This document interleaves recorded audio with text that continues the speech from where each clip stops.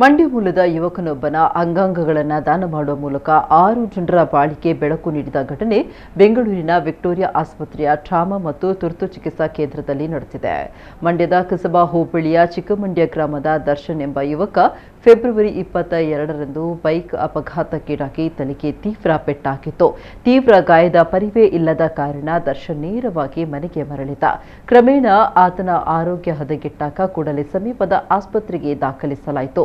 ಪರೀಕ್ಷೆ ನಡೆಸಿದಾಗ ಮೆದುಳಿನ ತೀವ್ರ ರಕ್ತಸ್ರಾವ ಕಂಡುಬಂದಿದ್ದರಿಂದ ಹೆಚ್ಚಿನ ಚಿಕಿತ್ಸೆಗಾಗಿ ಬೆಂಗಳೂರಿನ ವಿಕ್ಟೋರಿಯಾ ಆಸ್ಪತ್ರೆಗೆ ದಾಖಲಿಸಲಾಗಿತ್ತು. ತೀವ್ರ ನಿಗಾ ಘಟಕದಲ್ಲಿ ಚಿಕಿತ್ಸೆ ನೀಡಿದರೂ ಚೇತರಿಸಿಕೊಳ್ಳದ ದರ್ಶನ್ ಅನ್ನ ಬೆಂಗಳೂರು ವೈದ್ಯಕೀಯ ಕಾಲೇಜು ಮತ್ತು ಸಂಶೋಧನಾ ಸಂಸ್ಥೆ ತಜ್ಞ ವೈದ್ಯರ ತಂಡ ಫೆಬ್ರವರಿ 24ರ ಮಂಗಳವಾರದಂದು ಮೆದುಳು ನಿಷ್ಕ್ರಿಯ ಅಂತ ಘೋಷಿಸಿತು.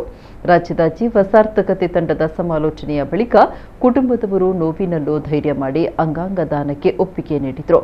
ಇದರಿಂದ ಆತನ ಯಕೃತ್ತು, ಮೂತ್ರಪಿಂಡಗಳು, ಹೃದಯ ನಾಳಗಳು ಮತ್ತು ಇತರ ಅಂಗಗಳನ್ನು 6 ಜನ ರೋಗಿಗಳಿಗೆ ಯಶಸ್ವಿಯಾಗಿ ಕಸಿ ಮಾಡಲಾಯಿತು.